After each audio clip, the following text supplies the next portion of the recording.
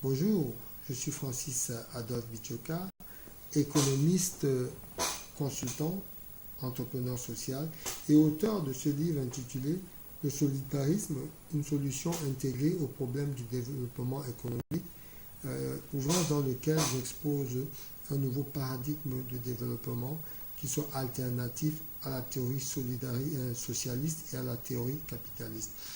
Alors nous avons décidé de mener une série de vidéos pour expliquer pourquoi les pays africains sont toujours sous-développés 60 ans après les indépendances. Il se trouve que la colonisation avait instauré un système de brimade qui n'a pas permis aux populations indigènes, comme on les appelait à l'époque, d'avoir, n'est-ce pas, les éléments qui leur permettraient de se développer. Le premier élément qui permet de se développer, c'est la connaissance. On se développe par la capacité, n'est-ce pas, la capacité politique pour pouvoir comprendre les enjeux politiques, pour pouvoir comprendre les grands enjeux, n'est-ce pas, au plan stratégique, comprendre comment se positionner sur le plan diplomatique, comprendre comment mener des politiques de coopération et avec qui les mener.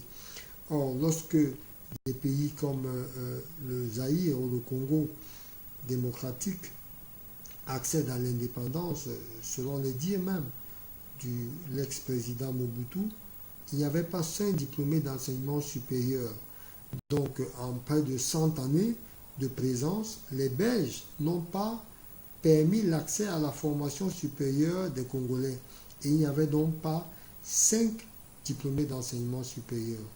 Lorsque vous accédez à l'indépendance et que vous n'avez pas de médecin de votre pays, quand vous n'avez pas d'économistes, quand vous n'avez pas d'ingénieurs agricoles, quand vous n'avez même pas de techniciens, quand vous n'avez pas de soldats, et subitement, du jour au lendemain, on vous octroie une indépendance, c'était fait justement à dessein parce que on a donc imposé ou proposé à ces États des accords de coopération. Et cette coopération s'est étendue sur le plan militaire, éducatif, culturel. Bref, les pays nouvellement indépendants se sont elles-mêmes encore rendues dépendantes des anciennes colonies qui, il faut le rappeler, n'avaient pour seul but que de spolier la colonie. Or, comment pensons-nous donc en étant encore une sorte de tuteur, parce que lorsque vous n'avez pas effectivement de ressources humaines, vous êtes obligé de vous appuyer sur celui qui vous connaît le mieux et qui peut éventuellement vous apporter une aide.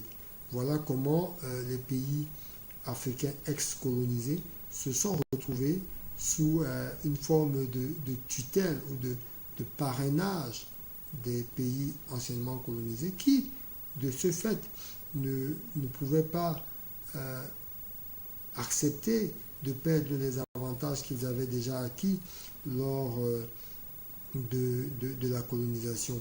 Ainsi, ils ont continué une exploitation sereine. Les entreprises des ex-métropoles ont continué, dans la plupart des pays, à être celles qui exploitaient les ressources du pays. Au Cameroun, par exemple, les sociétés Elf. En Afrique, au Gabon, au Congo, au Cameroun, c'était les sociétés principales d'exploitation du pétrole.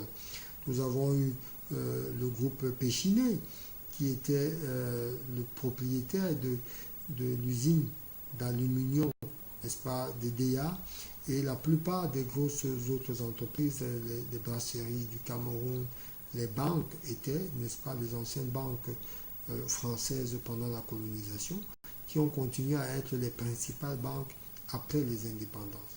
On comprend donc pourquoi ces pays auraient du mal à s'affranchir.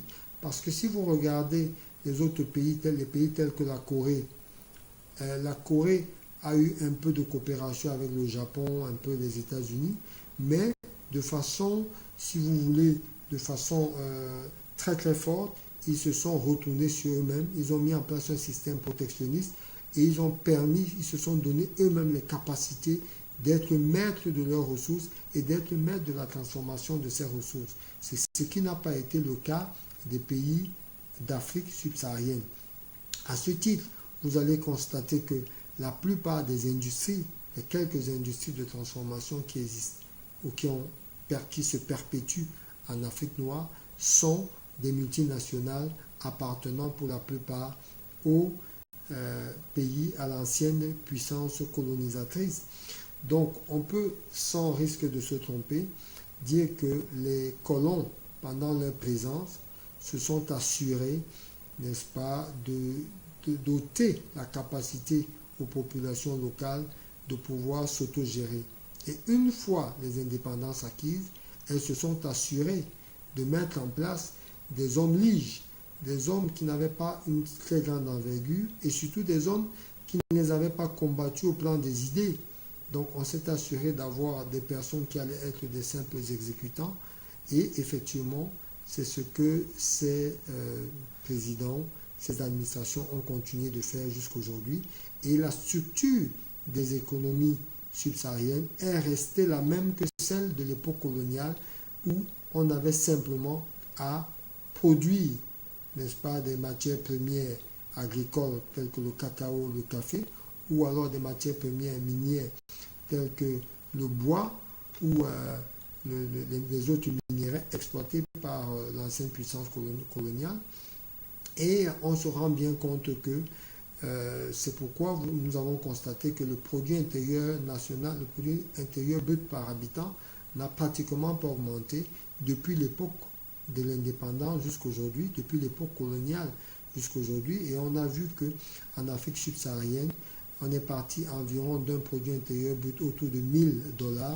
Et aujourd'hui, on se retrouve 56 ans après à un produit intérieur brut de $1500, n'est-ce pas? Donc une croissance de 0,5 en 56 ans, pendant que les pays d'Asie du Sud-Est notamment sont partis d'une croissance d'un produit intérieur brut de $1200 à près de $10 000.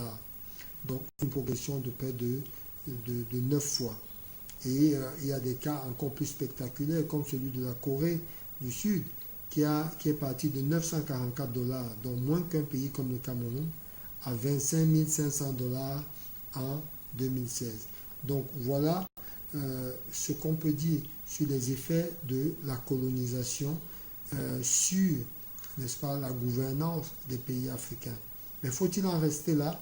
Non. C'est pour cela que dans la prochaine vidéo, nous allons vous proposer les voies et moyens, les mécanismes pour démonter le système colonial qui a été mis en place et qui empêche les pays africains de se développer.